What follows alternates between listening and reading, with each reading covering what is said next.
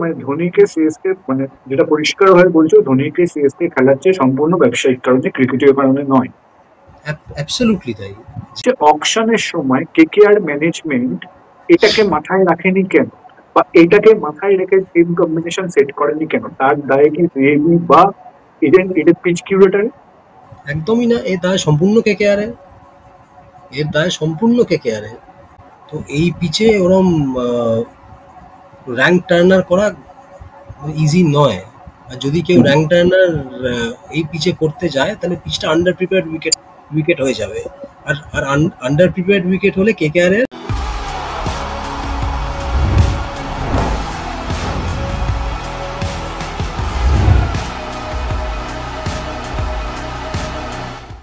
নমস্কার, বিলোরুইলে আবার আপনাদের সকলকে স্বাগত জানাই। আজকে আবার আমাদের সঙ্গে রয়েছেন দ্য টেলিগ্রাফ পত্রিকার ক্রীড়া সাংবাদিক সায়ক ব্যানার্জি। সায়ক, তোমাকে বিলোরুইলে আবার স্বাগত জানাই। অনেক ধন্যবাদ পার্থ। ইডেনে ম্যাচ হারার পর আজকে আবার জয়ে ফিরল কলকাতা নাইট রাইডার্স, এবং একই সঙ্গে এই সিজনের প্রথমবার অধিনায়কত্ব করলেন চেন্নাই সুপার কিংসের হয়ে মহেন্দ্র সিং ধোনি, এবং সেই ম্যাচ চেন্নাই হারলো। চেন্নাই একটা ম্যাচ বাদে বাকি সবকটা ম্যাচই চেন্নাই হারা, মানে 6টা ম্যাচে 5টা হার।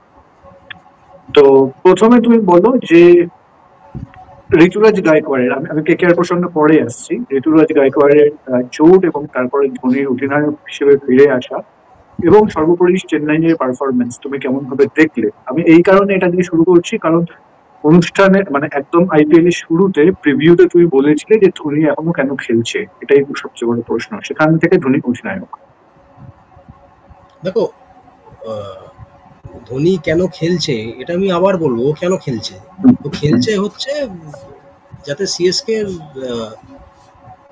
টোটাল প্রফিট আর রেভিনিউ আর টিভি টিআরপি রেটিংটা, মানে whenever সিএসকে প্লে, সেটা যাতে সবসময় আপ থাকে।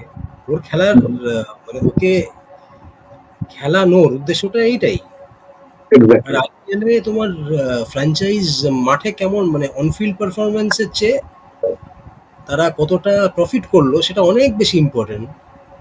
কারণ এটা আমি নিশ্চয়ই তোমার শোতে আগেও বলেছি যে কেকেআর ফার্স্ট 3টে 2008, 9, 10 এই 3টে এডিশনেই কেকেআর এর পারফরমেন্স একদমই ভালো ছিল না। তা সত্ত্বেও দেওয়ার super profit making entity. Exactly. হ্যাঁ, তো এই আইপিএল এর ফ্র্যাঞ্চাইজ অনফিল্ড কেমন পারফর্ম করছে সেটা সব থেকে ইম্পর্টেন্ট নয়। আর সিএসকে ওরা ওদের এক একটা সিজন এরকম যায়, ওরা যদি আমি ঠিক মনে করে থাকি তাহলে বোধহয় আগের সিজনও খুব একটা ওরা কিছু ভালো করতে পারেনি। খুব একটা কিছু প্লে অফে ওঠেনি ওরা। হ্যাঁ, প্লে অফসে ওঠেনি। তো এই সিজনটাও হয়তো ওদের একটু লোলি কাটবে, কিন্তু এতে আমার মনে হয় না যে যে ওরা সাংঘাতিক কিছুটা নিজাক রিয়াকশন নেবে। অর্থাৎ তুমি কি বলছো যে মানে ধোনিকে সিএসকে মানে যেটা পরিষ্কার হয়ে বলছো, ধোনিকে সিএসকে খেলাচ্ছে সম্পূর্ণ ব্যবসায়িক কারণে, ক্রিকেটের কারণে নয়? অ্যাবসলিউটলি তাই। যে সারা বছর কিচ্ছু খেলে না, মানে আমি খেলার কথা বলছি না, যে সারা বছর প্র্যাকটিসের মধ্যেই থাকে না, এই আইপিএল শুরু হওয়ার 2 সপ্তাহ আগে থেকে সে হঠাৎ প্র্যাকটিস শুরু করে দেয়। তো কমন সেন্স এটাই বলে যে যে তাকে তাকে ক্রিকেটীয় কারণে খেলানো হচ্ছে না, অবভিয়াসলি। বেশ। আর মহেন্দ্র সিং ধোনি, হ্যাঁ ঠিক আছে, মানে উনি অধিনায়ক হিসেবে উনি যথেষ্ট সফল, সবই পেয়েছেন। এমনকি ওনার অধিনায়কত্বে ভারত টেস্টে 1 নম্বর র্যাঙ্কিংও পেয়েছে। কিন্তু he will never go down as one of the best batsmen India have ever produced. সেটা কোনোদিন। হ্যাঁ,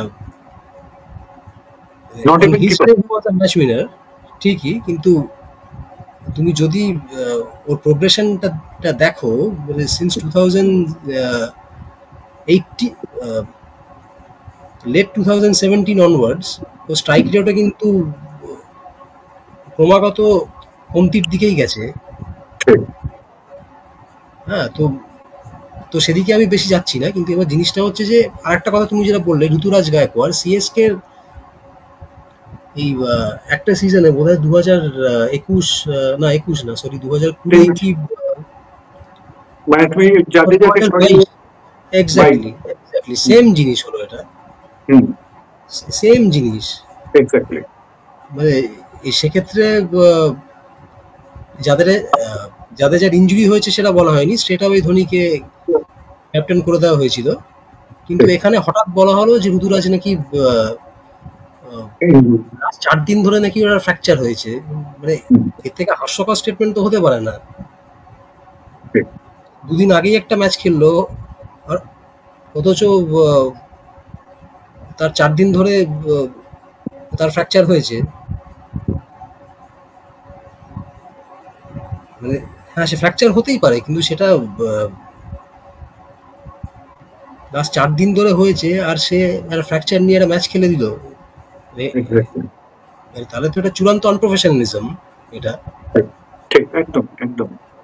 তো সর্বোপরি তোমার সিএসকে মাঠে পারফরমেন্স দেখে কি মনে হতো, এবং তোমার কি মনে হয় মানে এই যে Dhoni, captain Dhoni effect, captain কুল এফেক্ট, তো এই যে লাস্ট কয়েকটা ম্যাচ ইনক্লুডিং আজকের ম্যাচ যে পারফরমেন্স সিএসকে করলো, সেটাকে কি ক্যাপ্টেন ধোনি আসার পর কোনো পরিবর্তন হয় বলে তোমার মনে হয় বাকি সিজনে? সবে একটা ম্যাচ হলো, কিন্তু আমার যা মনে হয় সিএসকে যে ব্র্যান্ড অফ ক্রিকেটটা খেলছে সেটা সেটা আউটডেটেড, একটু এক্স্যাক্টলি। আউটডেটেড। কারণ এই টি-20তে আজকাল ওই হ্যাঁ হ্যাঁ হ্যাঁ, তুমি সলিড মানে তোমার ইনিশিয়াল ফোকাস স্টেডি স্টার্ট করার, কিন্তু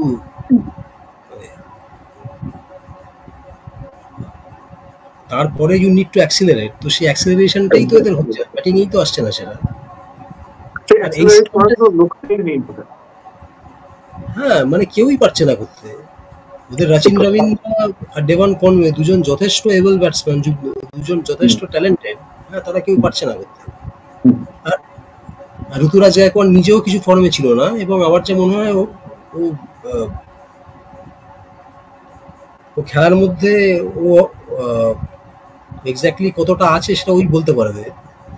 হ্যাঁ, কারণ রিসেন্টলি তুমি যদি ডোমেস্টিক পারফরমেন্সও দেখো, সেটা আউটস্ট্যান্ডিং কিছু নয় প্রথমত। ঠিক ঠিক একদম। তো সিএসকে আমার যা মনে হয় এই সিজনটা ওদের ওদের একটু লো যাবে, এবং তাতে বেশ। ওদের খুব একটা অসুবিধা হয় না, ওরা অত নিজে রিয়াকশন তো নেয় না। সামনের ঠিক। বছর হয়তো আরো থামাবে ওরা, সেটাও হতে পারে। আর এবার আসি কলকাতা নাইট রাইডার্স প্রসঙ্গে, তাদের আজকের পারফরমেন্স নিয়ে, এবং তাদের এবছরের আইপিএলটা অনেকটাই যেন সেই আমাদের পড়া ওই সাইন কার্ভের মতো, একটা ম্যাচ উঠছে একটা ম্যাচ নামছে। তো ইনকনসিস্টেন্ট, ইনকনসিস্টেন্ট। এক্স্যাক্টলি, তো আজকের পারফরমেন্স নিয়ে কি বলবেন? দেখো, আজকে তো ইনিশিয়াল কাজটা সিএসকেই করে দিয়েছে, মানে সিএসকে ব্যাটসম্যানরাই করে দিয়েছে।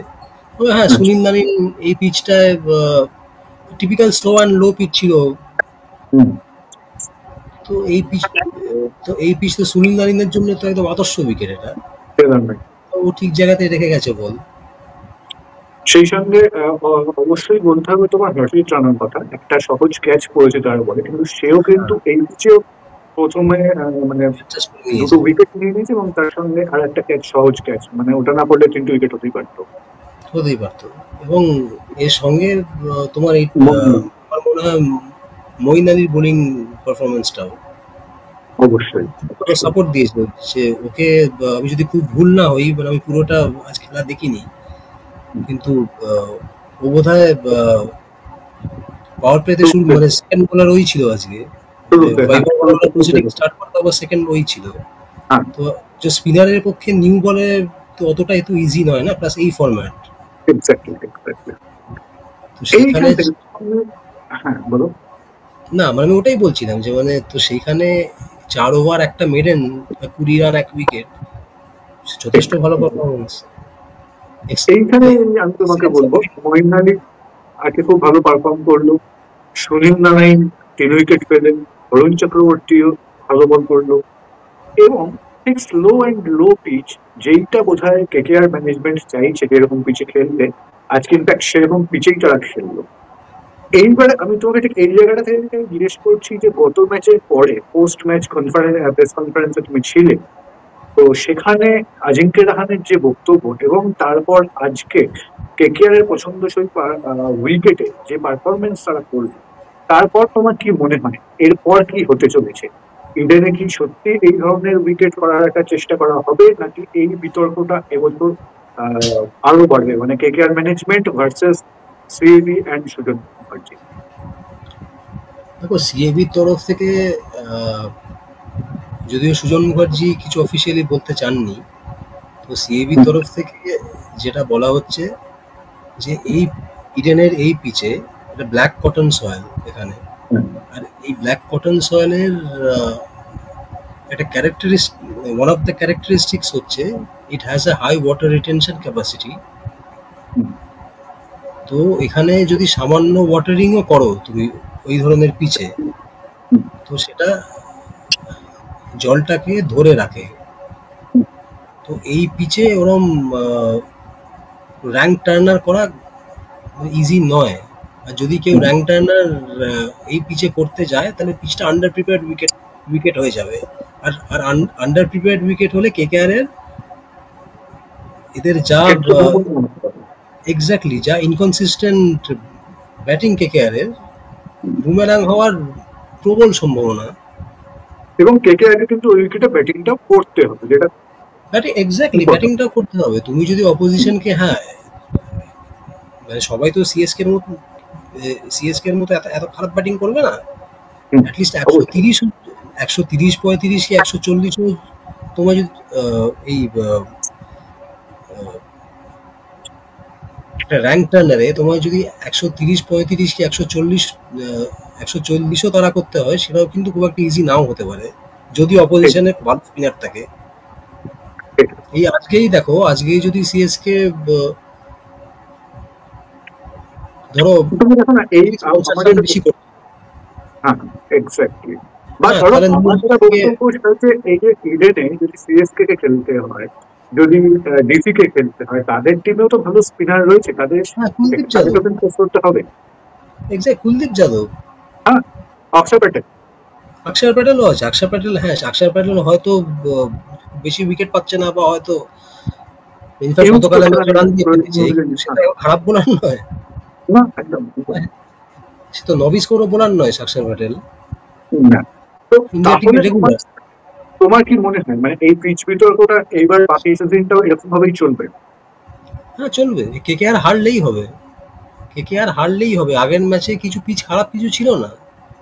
হ্যাঁ তুমি এটা বলতে পারো একদম বেল্টার অফ আ উইকেট, মানে আমি এলএসজি ম্যাচটার কথা বলছি। এক্স্যাক্টলি। কিন্তু কিন্তু আমার প্রশ্ন হচ্ছে, যেখানে তুমি দুটো 38 টেস্ট করছো, সেখানে তোমার অঙ্কুশ রঘুবংশীর আগে কেন অ্যান্ড্রে রাসেল নয়, বা এইটাই বলতে যাচ্ছি, আমি রিঙ্কু সিং এইটাই বলতে নয়? যাচ্ছি। তোমার 13 ওভারে 162 রান, 7 ওভারে 77 রান, যেটা টি-20তে এমন কিচ্ছু না, কিচ্ছু না। Absolutely. হাতে হ্যাঁ, 7 আমি তো উইকেট, বলেছি। হাতে 7 Exactly. উইকেট তুমি হঠাৎ নামালে রমনদীপ সিংকে। হ্যাঁ ঠিক আছে, রমনদীপের না হাতে হিট আছে ঠিক আছে, কিন্তু মানে once Ramandeep was out, why hmm, would you send someone like Ankush Raghuvanshi who is not a T20 player? হ্যাঁ, এবং হ্যাঁ হ্যাঁ সেটা তাকে ক্লাসিক্যাল খারাপ মোডের জায়গায় প্লেয়ার। আমি দেখছি না। এক্স্যাক্টলি, তোমার হাতে যখন হিটার আছে, রিঙ্কু সিং আছে, রাসেল আছে, তুমি তাদের নামিয়ে তুমি তাদের না নামিয়ে আনক্রিস ইনএক্সপিরিয়েন্স এবং প্লেয়ার, এখন এক্সপিরিয়েন্স তো, ঠিক ঠিক তো সেরকম এক্সপিরিয়েন্স নেই। হ্যাঁ তুমি তাকে exactly. নামিয়ে দিচ্ছ। তো যখন রাসেল রিঙ্কু নামলো তখন তো তখন অনেক ডিফিকাল্ট হয়ে গেছে ম্যাচটা। ঠিক। তোমার কি মনে হয় এই এই ট্যাকটিক্যাল ভুলটাকে আর রাহানের নিজেও ফুল টসে আউট হয়েছিল বল হ্যাঁ ম্যাচটা। থাকার জন্যই পিচ ইস্যুটাকে সামনে আনা? সেটাই তো বলতে হয়, তার কি বলবো এখানে, এটাই তো রাহানের বলতে হয়। বক্তব্যটা রাহানের বক্তব্যটাকে তুমি কিভাবে দেখছো? রাহানের আমার একটু অবাক লেগেছিল, কারণ এটা অত্যন্ত আনক্যারেক্টারিস্টিক অফ অজিঙ্ক্য রাহানে। যদি রোহিত এক্স্যাক্টলি। শর্মা বলতো একটু অবাক হতাম না, বা যদি বিরাট কোহলি বলতো একটু অবাক হতাম না আমি, এমনকি এম এস ধোনি বললেও অবাক হতাম না। কিন্তু অজিঙ্ক্য রাহানে যে মানে যে মানে মানে আমি তো ওর কম প্রেস কনফারেন্স অ্যাটেন্ড করিনি, যে কোনো রকম কোনো কন্ট্রোভার্সিয়াল কথা বলতেই চায় না, সে হঠাৎ তাকে যেই হোম অ্যাডভান্টেজ নিয়ে জিজ্ঞেস করা হয়েছে, সে হঠাৎ ওরকম একটা যে Publicity. the Eden curator loves publicity and he is very happy with it.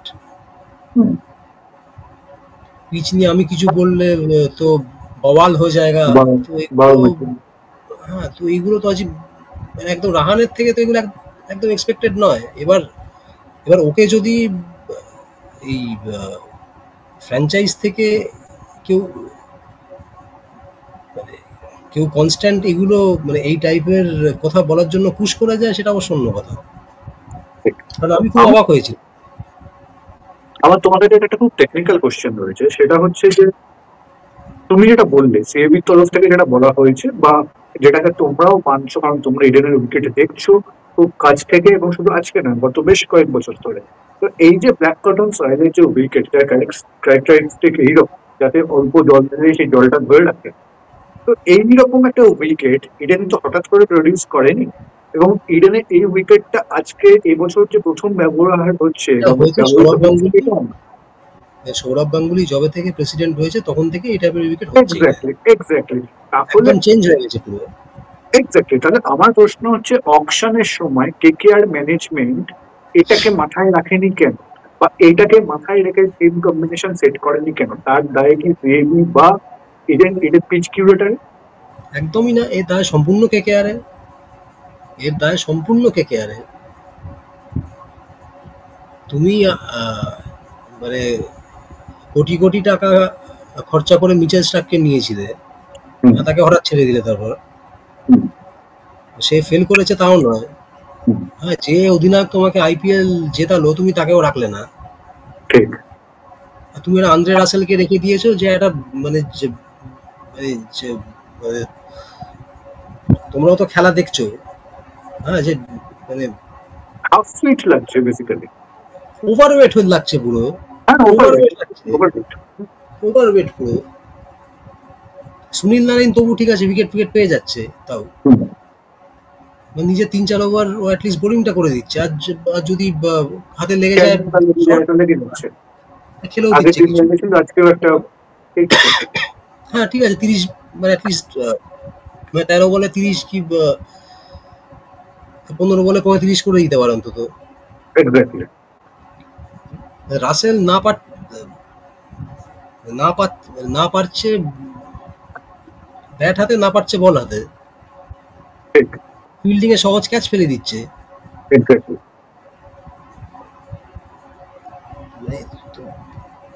এই তোমার আগের বছর যারা চ্যাম্পিয়ন হয়েছে, চ্যাম্পিয়ন হলো এই পিচেই তো খেলেছে।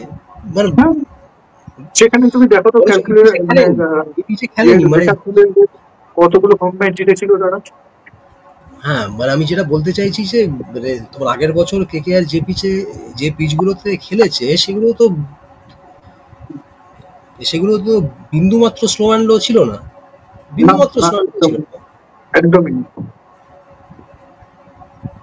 যে কটা ম্যাচ আমার যতদূর মনে পড়ছে, যে কটা ম্যাচ কেকেআর হেরেছিল, সেখানে কোথাও একটা পার্সোনাল ব্রিলিয়ান্সের জন্য হেরেছিল, কোথাও করে বেয়ার ছিল, কোথাও করে বাটলার, এরকম কেউ হেরে দিচ্ছিল। একটা ম্যাচ ওই একটা ম্যাচ হেরেছিল, সেটা হচ্ছে জনি বেয়ারস্টো সেঞ্চুরি করে দিয়েছিল পাঞ্জাব কিংস ম্যাচটা। ওই একটা ম্যাচই হেরেছিল এখানে, ওই একটা ম্যাচ। কিন্তু কোনো রকম কান্নাকাটি শোনা যায় না। এবার যেহেতু হারছে, হঠাৎ পিছ নিয়ে শুরু হয়ে গেল।